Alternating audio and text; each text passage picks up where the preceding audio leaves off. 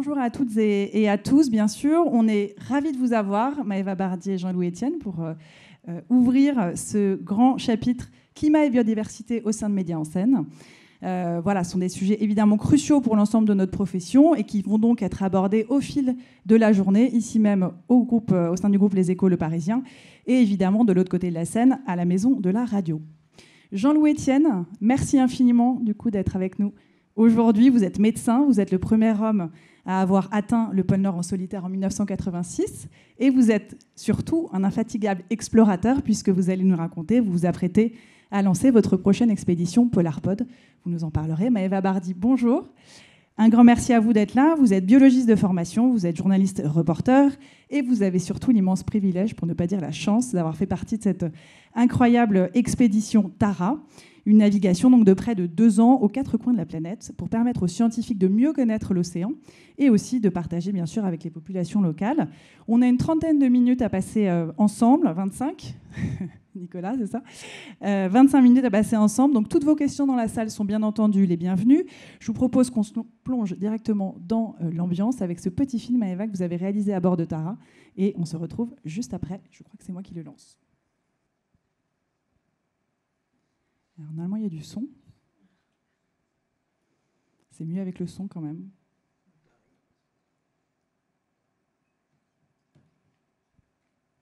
C'est une petite musique zen, hein, donc c'est juste que ça fait du bien. Je stoppe ou... Hein ?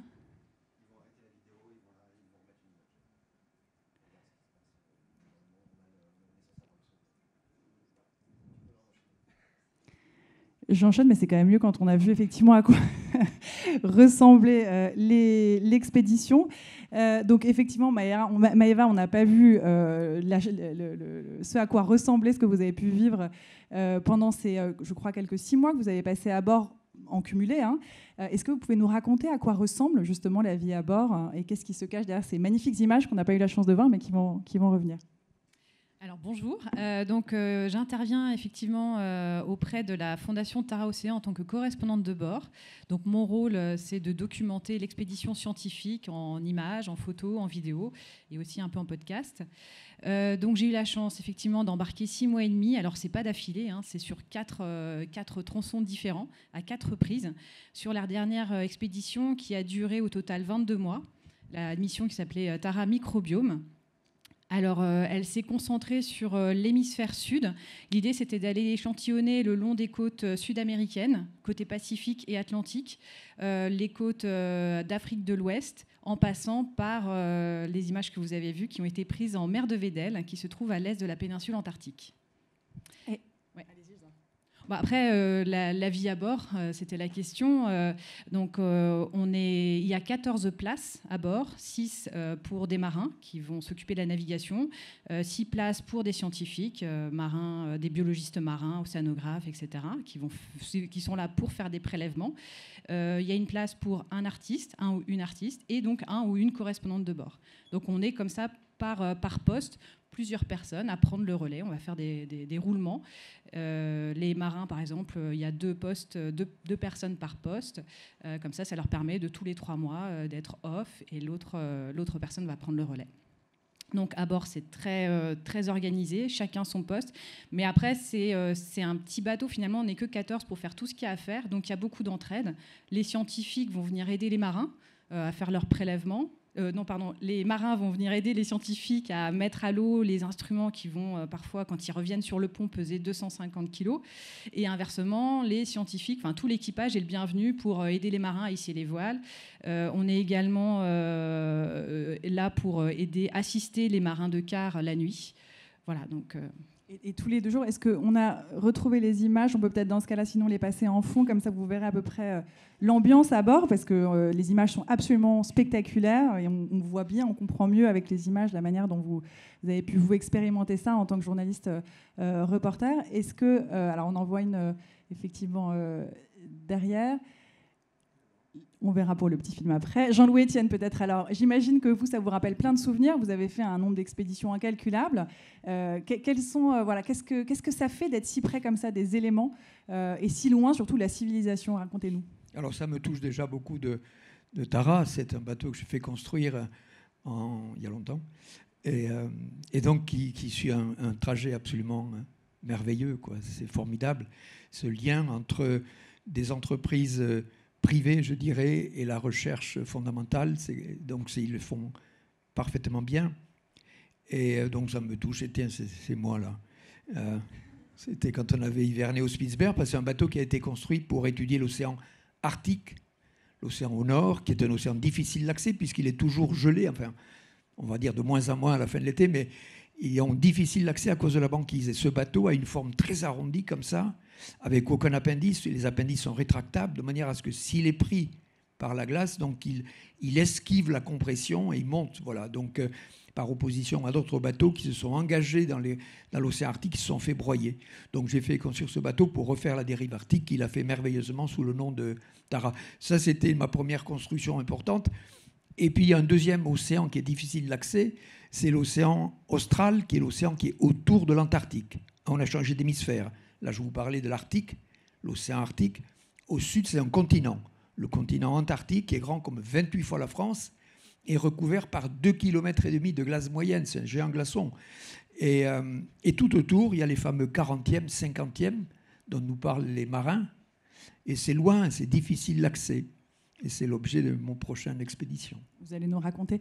Vous avez été un des premiers à avoir alerté sur les effets du dérèglement climatique. Comment est-ce que vous avez vu évoluer les choses au fil de vos expéditions? Est-ce qu'il y a un moment où vous vous êtes dit, tiens, là, il y a un truc qui tourne par rond, c'est en train de basculer? Oui.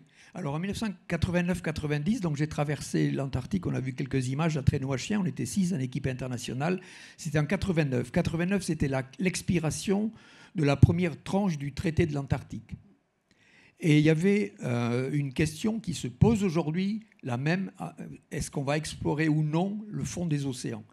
En Antarctique, c'était est-ce qu'on se donne l'accès pour aller exploiter les richesses? Sachant que c'est loin, difficile d'accès, on n'en a pas encore besoin. Et cette expédition internationale, elle avait comme motif, l'Antarctique n'est pas un continent pour les hommes, c'est un continent pour la Terre. Et on avait cette devise-là de manière à ce que ça reste un continent de terre et de paix non exploité. Donc c'était cette expédition que j'ai faite. Alors c'est 89-90, je rentre en 90 et je fais une conférence avec Claude Lorius. Claude Lorius est un de nos éminents glaciologues qui, avec Jean Jouzel, ont trouvé que dans les carottes de glace en Antarctique, donc dans le sud, on fait des carottes jusqu'à 1000 mètres de profondeur. Là, on trouve l'histoire du climat de la Terre à travers les petites bulles d'air qui sont emprisonnées. C'est en 89, au mois d'août 89, Claude Lorius fait sa conférence et il nous montre une chose, c'est que la Terre a sa vie propre, des périodes chaudes, des périodes glaciaires, interglaciaires, voilà. Et là, il nous dit, regardez depuis 150 ans ce qui se passe. Et on voit cette courbe qui monte de la température moyenne de la teneur en gaz carbonique du CO2. Et il dit, là, c'est la signature de l'activité humaine. C'est en 90, il y a 100, vous voyez, depuis 150 ans. Et il a une phrase qui m'a vraiment marqué à propos du réchauffement climatique qui était en train de se mettre à l'œuvre, enfin, depuis un moment déjà, le processus est enclenché. Et à travers ces deux mots, ça résume, si vous voulez, cette énorme machine climatique qui est en train de se dérégler, quoi. Voilà. Après, les observations qu'on peut faire, c'est plus nuancé quand même. Mais par exemple, quand j'ai traversé l'Antarctique en 89, la péninsule antarctique, on a longé un peu la mer de Weddell, que vous connaissez, ben les 600 premiers kilomètres de plateforme ont disparu. Vous voyez, donc il y a une accélération de la transformation géographique de la périphérie de l'Antarctique. Et Maëva Bardy, vous étiez sur le terrain il y a peu de temps. Est-ce que vous l'avez perçu, cette accélération? Est-ce que ça se voit quand on est sur un bateau comme ça, au pôle? Alors, donc, j'étais à bord de Tara, donc en mer de Weddell, c'était en février cette année. Et il se trouve qu'à cette période-là, l'Antarctique a battu 2 records. La plus forte hausse de température, plus 30 degrés au-dessus des normales de saison. 30 degrés. Plus 30 degrés. Donc là où ils ont fait le relèvement de la température, au lieu d'avoir moins 40, il y avait plus que moins 10 degrés. Et l'autre record, c'est la plus petite superficie de glace, d'eau glacée observée par satellite. Et comment réagissent les scientifiques à bord, j'imagine, quand ils perçoivent ce genre de choses? C'est la stupéfaction, c'est l'angoisse? Au contraire, il y a de l'enthousiasme à se dire qu'il y a quelque chose encore à faire aujourd'hui? Alors moi, ça, je l'ai vu effectivement, ce changement climatique. Donc le côté palpable, pas vraiment, parce que moi, c'était la première fois là-bas, j'ai pas de point de comparaison comme Jean-Louis Etienne. Donc moi, le changement climatique, je l'ai vu au travers des yeux des scientifiques à bord. Et effectivement, je me souviens d'une scientifique chilienne qui me disait finalement, ton métier et le mien, c'est assez similaire. On fait un prélèvement, donc on voit un instant T, on fait une sorte de photo, un instant T, et puis quand on va revenir, là, on fera des comparaisons. Et on verra si les populations microbiennes, parce que c'est ça qu'ils sont venus échantillonner, donc c'est de l'invisible à l'œil nu, en fait. Donc c'est aussi pour ça que c'est pas perceptible. Et on verra si ces populations ont évolué, s'il y a des micro-organismes qui ont été remplacés par d'autres. Etc. Et en fait, pourquoi est-ce qu'on s'occupe des micro-organismes ? Eh bien, tout simplement parce qu'ils sont essentiels à la vie sur Terre. Il faut savoir qu'ils nous rendent des services. Par exemple, là, je suis en train de parler, je respire. Eh bien, l'oxygène que je respire, en fait, la moitié a été produit par des micro-organismes dans l'océan. L'autre service rendu, donc le phytoplancton, ce sont des micro-algues. Ils sont à la base de la chaîne alimentaire dans l'océan. Ça veut dire que s'il n'y avait pas ces micro-organismes, il n'y aurait pas de vie dans les océans. Pas de poissons, pas de baleines, pas de manchots. Et enfin, on parle de réchauffement climatique. Et bien en fait, toujours ces micro-algues vont absorber en partie du dioxyde de carbone, donc un gaz à effet de serre dont on parle beaucoup en ce moment. Et donc ils vont le séquestrer, en fait, parce que l'océan échange avec l'atmosphère. Et on dit que l'océan, globalement, en moyenne, absorbe entre 25 et 30% du CO2 atmosphérique, qui a été du coup produit par nos activités humaines. Et là-dessus, le phytoplancton va le séquestrer pour des très longues durées, puisque en fait, en mourant, le phytoplancton va l'amener par gravité au fond des océans. Et là, ça va donner, par exemple, du pétrole. Voilà, et donc la boucle est bouclée. Et on connaît finalement aujourd'hui assez bien le rôle des forêts, hein, on en parle de plus en plus, notamment dans les médias, mais c'est vrai qu'on connaît assez mal finalement l'importance de l'océan dans le respect ou l'équilibre planétaire. Comment se porte ce deuxième poumon de notre planète, Jean-Louis Etienne, aujourd'hui ? Alors on entend beaucoup de choses qui font peur. Oui, on dit qu'il faut sauver l'océan. Déjà, merci l'océan, qui nourrit la moitié de l'humanité et qui absorbe 93% de l'excès de chaleur. Le sait bien, 93% de l'excès de chaleur est absorbé par les océans. C'est énorme, c'est un régulateur thermique extrêmement important. Et puis deuxièmement, Maëva vient de le dire, c'est un capteur de gaz carbonique important, d'autant plus important que l'eau est froide, si vous voulez. Mais je rebondis sur un aspect macroscopique de la machine climatique. C'est une machine thermique, le climat. C'est l'échange entre la chaleur des tropiques permanente et le froid des pôles. Ça, c'est une machine thermique. Et la Terre, elle a deux fluides pour ça, exactement comme nous avons dans les maisons le chauffage central ou la clim. Elle a les courants océaniques et les courants aériens. Et ce qui se passe à l'heure actuelle, pour parler des régions que nous fréquentons, les régions polaires, par exemple, l'Arctique est extrêmement touché, le nord, parce qu'il change de couleur. C'est une zone qui était blanche à la fois sur l'océan et sur la Terre, une majorité de l'année. Vous savez que le blanc réfléchit le rayonnement solaire. Vous faites une expérience tout à l'heure en sortant, là, vous mettez la main sur une voiture blanche, elle est à la température ambiante, vous mettez la main sur une voiture noire, elle est plus chaude. Elle a capté le rayonnement électromagnétique parce qu'elle est sombre. Ce qui se passe en Arctique, c'est avec le réchauffement, il y a de plus en plus de zones d'eau libre de glace dans l'océan, qui captent le rayonnement solaire et qui accélèrent, on assiste à un phénomène d'accélération de la disparition de la banquise. Vous voyez ? Donc, et à terre, c'est pareil.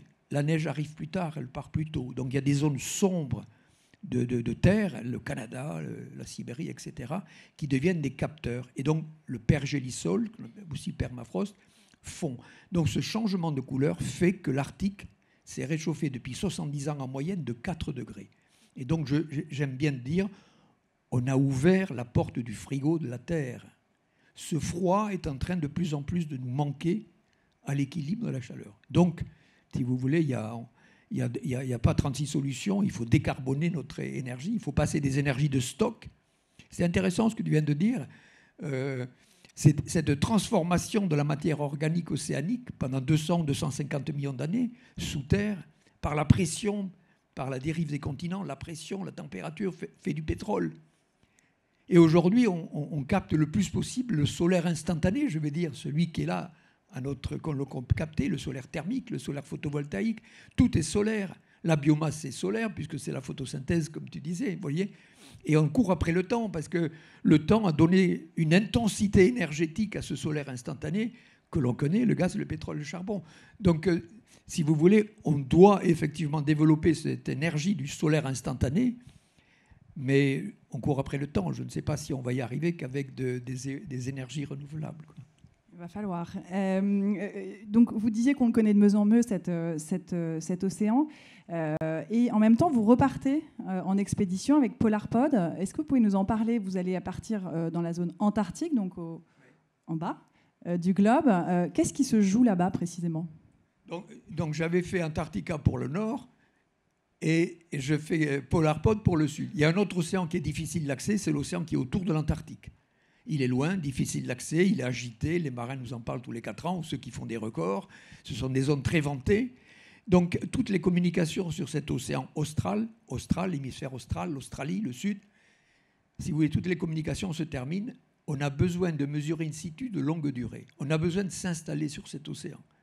Et donc un bateau, il faut échapper à la zone de conflit, si vous voulez. La zone de conflit en mer, c'est là où le vent et la mer se rencontrent, ça fait des vagues. Et donc l'idée, c'était de faire qui va être construit, là, ça commence, un bateau qui soit, tiens, voilà, ça c'est bien, un bateau vertical comme ce micro. On a une photo normalement derrière qu'on peut vous montrer. D'accord, mais je le verrai là. Donc il faut échapper à la surface. Donc on a 75 mètres de tirant d'eau. Donc on est pris dans des eaux profondes, stables, vous voyez. Et à la surface, on a un treillis, 3 tubes. Donc la mer nous passe à travers. Donc on échappe à ce mouvement de surface auquel la mer impose au bateau. Et donc il est super stable. Voilà. Et donc, pour y rester longtemps et s'installer, il fallait qu'il soit autonome. Et donc on emprunte le courant circumpolaire. Les vents, les fameux 50e, 40e, entraînent en permanence un courant qui fait le tour de l'Antarctique. Et donc on va emprunter le courant. Donc il est 0 émission, et puis on emprunte le vent pour faire l'électricité. Ça va durer 3 ans parce qu'on nous a demandé de faire 2 tours. C'est déjà pas mal. Mais bon. Et personne ne va rester 3 ans. Hein. On va faire des relèves d'équipage. Et tous les 2 mois, il y aura une relève d'équipage qui se fera en mer. Pourquoi on y va? C'était la question. C'est le principal puits, Maëva l'a évoqué, c'est le principal puits de carbone océanique de la planète parce qu'il brasse de l'air. Donc il emprisonne de l'air et en même temps le CO2 se dissout beaucoup plus parce que l'eau est froide. Et c'est une des mesures principales. Et deuxièmement, une vertu de ce bateau, c'est qu'il est silencieux. On va mettre des hydrophones, des micros sous l'eau. Et par écoute, on va faire un inventaire de la faune. On connaît les signatures sonores de toutes les espèces. Et en écoutant, on dit, tiens, une baleine blanche, etc. Donc voilà les 2 axes principaux de recherche. Et qu'est-ce qui se joue là-bas précisément dans cette zone de notre globe? Vous disiez, ça séquestre une grande partie du carbone. Oui, on s'interroge. Quelle est la performance de cet océan? Et donc le Polarpod est un navire très stable qui va permettre, on va mesurer en permanence l'échange atmosphère-océan, à la fois dans l'atmosphère et dans la zone de dissolution. Et donc, au bout de 3 ans, on aura... Et à toutes les saisons, on va le faire, alors que les campagnes océanographiques, en général, se font plutôt en été, vous voyez, la saison d'été. Et donc, on va le faire en permanence. Et donc, on aura une idée assez précise du rôle régulateur, si vous voulez, sur le gaz carbonique et aussi thermique, bien sûr, de cet océan.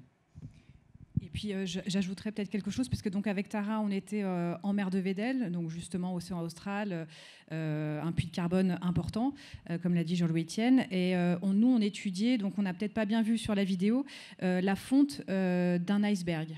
Donc voilà, avec le réchauffement climatique, on sait qu'il y aura de la glace fondue de plus en plus. Et donc ce qui intéressait les chercheurs à bord de Tara, c'était de comprendre l'influence de la fonte de cette glace sur les micro-organismes. Parce que l'hypothèse serait que comme cette glace, cet iceberg en fait s'est détaché du continent antarctique, il apporterait avec lui des nutriments essentiels aux micro-organismes, comme par exemple le fer, qui manque énormément, c'est un élément limitant dans l'océan austral. Et donc, sans ce nutriment, les micro-organismes ont du mal à se développer. Donc, voilà, une des hypothèses serait qu'avec la fonte de cet iceberg, eh bien, ça privilégierait les micro-organismes en apportant les nutriments essentiels à leur développement. Donc peut-être que du coup, quelque part, ça balancerait. Enfin bon, après moi, je ne vais pas me lancer dans des hypothèses, mais voilà, c'était aussi un des enjeux de la mission Tara en mer de Weddell. Et pour rebondir sur ce que tu dis, on a découvert l'épave de l'Endurance. L'Endurance était le bateau de Shackleton qui s'est fait broyer en mer de Weddell, là où tu étais, et donc il a coulé il y a presque un siècle. Et donc ça a été découvert, l'épave, par d'ailleurs des chercheurs, enfin des techniciens de Toulon. Et tout d'un coup, à 3000 mètres de profondeur, qu'est-ce qu'ils voient? Endurance. Elle n'est absolument pas touchée. C'est pour rebondir par rapport à ce que tu dis. Il n'y a pas de micro-organisme. C'était un constat par rapport à cette netteté, tout d'un coup. Endurance, mais vous avez l'impression qu'il a été posé là au fond de la mer. Voyez. Donc il n'a pas été détérioré ni touché par des micro-organismes qu'il n'y a pas pour les raisons certainement que tu dis. Ouais. Est-ce que vous avez des questions? N'hésitez pas, il y a des micros qui circulent dans la salle. C'est le moment où vous avez deux grands experts à votre disposition. J'en ai, moi... Oui, c'est bon? J'y vais. Bonjour. Merci pour ces témoignages. J'ai une question en particulier pour Jean-Louis Etienne, puisque j'ai découvert en fait vos explorations il y a quelques années et ça me passionne. Je suis là. Bonjour. Je voulais savoir en fait comment on sensibilise, comment est-ce qu'on transmet ces récits aux jeunes générations aujourd'hui, pour prendre le relais ensuite. Merci. Je pense que c'est le rôle, par exemple, de Jean-Louis Etienne de faire rêver le public, ou bien de la Fondation Tara Océan avec donc le bateau, la goélette Tara.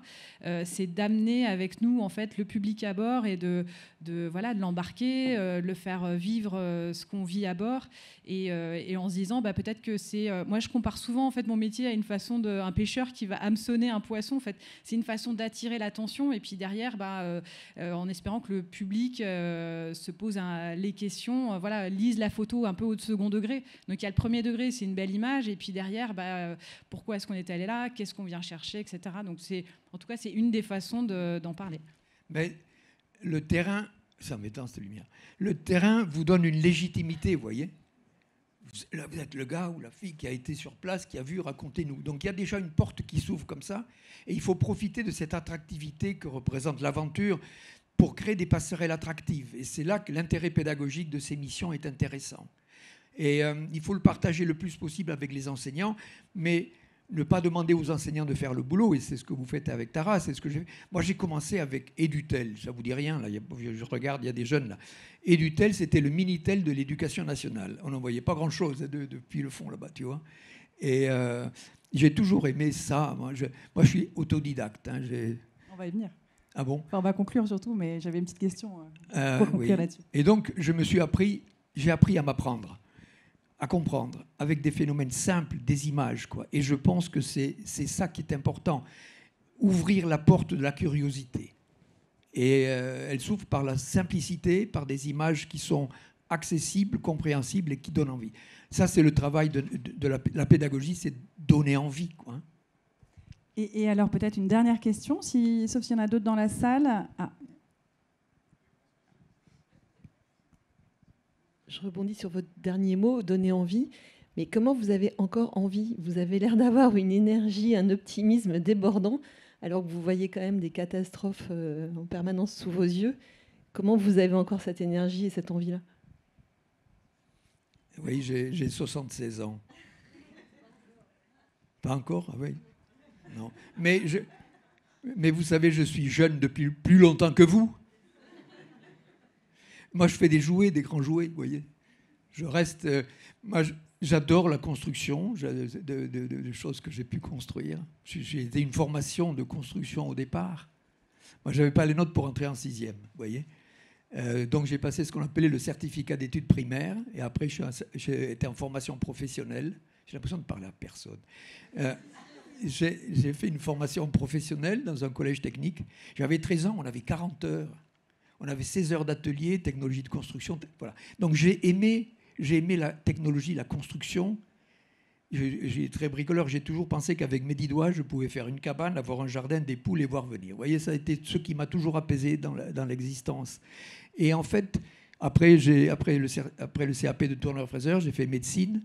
Puis j'étais interne en chirurgie, j'ai adoré la chirurgie orthopédique. Vous voyez, on met des plaques, des vis, des broches, des clous, j'adorais. Mais j'avais envie depuis tout petit de faire des expéditions sans trop savoir ce que c'était. Juste un rêve d'enfant dans la campagne, quoi, voilà. Et donc la médecine m'a conduit à devenir médecin d'expédition. Et puis après, j'aime ce que je fais. Mais je ne suis pas inoxydable, hein. J'ai des faiblesses, j'ai des moments de découragement. Mais persévérer, je trouve, c'est la base. Parce que on ne repousse pas ses limites, on se découvre. On est capable de choses que l'on ignore de soi. Il faut monter au front de temps en temps. Voilà. Et on a des récompenses. Vous voyez, c'est quand on fait des choses que l'on aime. Ça ne veut pas dire que c'est facile, hein. Alors, il va nous en falloir, ce sera peut-être le mot de la fin, il va nous en falloir de la persévérance pour relever le défi qu'on a devant nous.